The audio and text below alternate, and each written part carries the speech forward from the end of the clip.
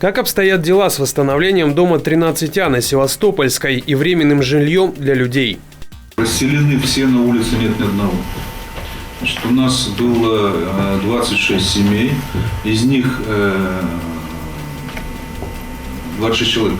Значит, из них 7 было отказано в связи с тем, что не имеют иное жилье и могут размещаться. Дело в том, что порядок предоставления маневренного фонда определен законодательством. Тут особо не поиграешься с этими вещами. Остальные были расселены, часть расселены в нашем муниципальном фонде, часть в общежитии УГТУ. Здание будет восстановлено полностью. На сегодня стоимость восстановления ориентировочная около 14 миллионов рублей. Значит, мы обратились к республике за финансовой помощью при устранении замечаний. Я ни на грамм не сомневаюсь, что республика нам не поможет. Она обязательно поможет. Вот, поэтому дом будет восстановлен. Другое дело, в какие сроки. Сроки пока установлены в течение 6 месяцев. Поэтому надо понимать, что жильцы, которые расселены сегодня по муниципальному жилому фонду, по УГТУ, это временная мера. Какова ситуация с выполнением в Ухте программы переселения из ветхого и аварийного жилья? Мы на сегодня отстаем от графика. Мы вообще должны были, насколько мне память не изменяет, в августе 2015 года закончить программу первого-второго этапа переселения.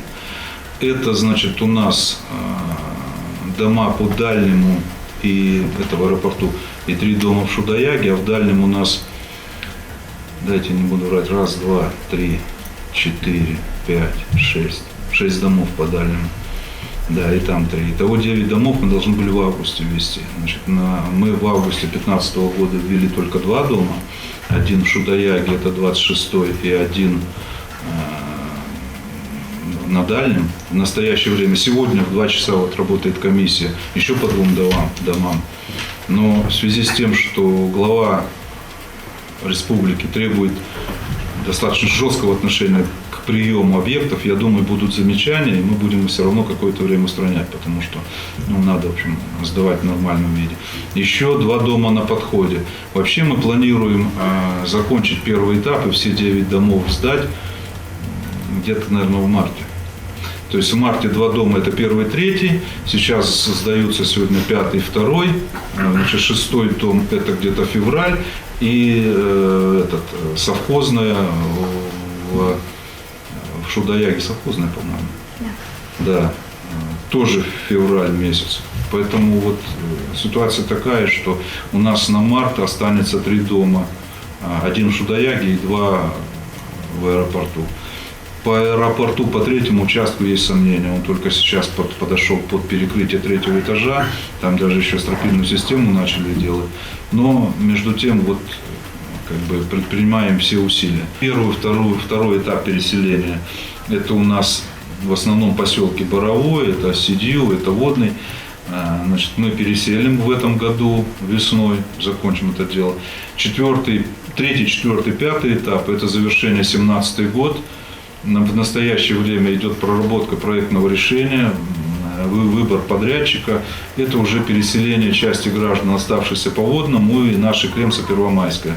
Это будет переселение уже, так сказать, здесь, в черте города. Сейчас делаются проектные решения, выбирается подрядчик по строительству. В общем, земли у нас в управлении капитального строительства имеются земельные участки, где строить. Таким образом, вот так. Какова экономическая ситуация с ухтинскими МУПами? С точки зрения экономической ситуации на самих предприятиях она остается нехорошей.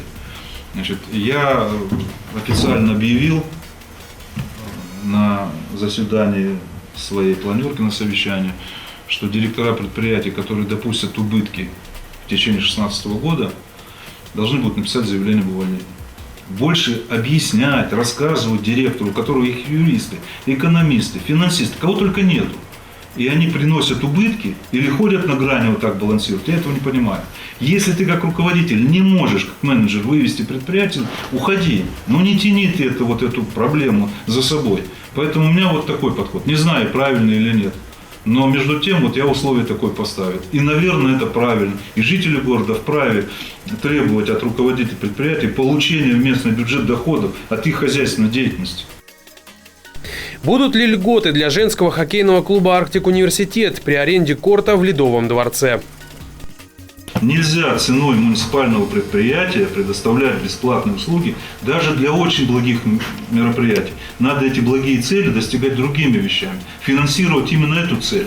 Если мы хотим создать и поддержать профессиональную команду, давайте найдем деньги на профессиональную команду. И пусть она за деньги, которые нашли для нее, вкладывает деньги в Ледовый дворец, а предприятие правильно функционирует, эксплуатирует свое имущество. Но не обратным механизмом. Новый микрорайон на Яриге и расширение производства – нужное дело. Я, как руководитель администрации, обоими руками за то, чтобы там этот комплекс разрабатывался, развивался. Это же инвестиционные деньги, это рабочие места, это оборот, это все то, что нам нужно, то, чего нам не хватает.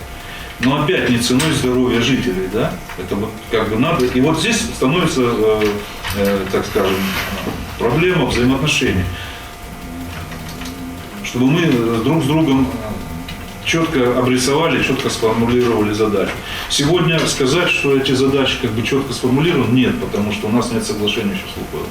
Оно сейчас в разработке. Поэтому как бы я только скажу одно, что я в принципе в курсе, что там происходит. Я в курсе того, что там есть проблемы как с производственным технологическим процессом, который у жителей вызывает целую кучу нареканий, да, по вредным фактам. Это уменьшение территории поселений в районе Ярига за счет перевода земель и потом в будущем отсутствие земель для развития самого поселка.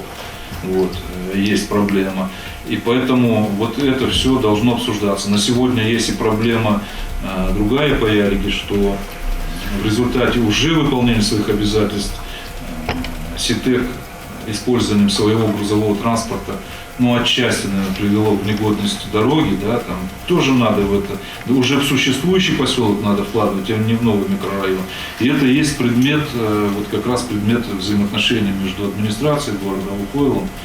И вот в этом сейчас как раз идет интенсивная работа. Администрация никоим образом не может подменять общественное мнение. Да, есть общественное мнение жителей Яриги, и общественные слушания проходят на их территории, и они высказывают свою точку зрения. Наша обязанность обязательно это услышать. Да? Вот, и вот как бы так. Поэтому я думаю, что я так уклончиво ушел, но еще раз говорю, ушел умышленно, потому что сейчас как раз идет момент формирования вот этих взаимных претензий, идет момент переговоров.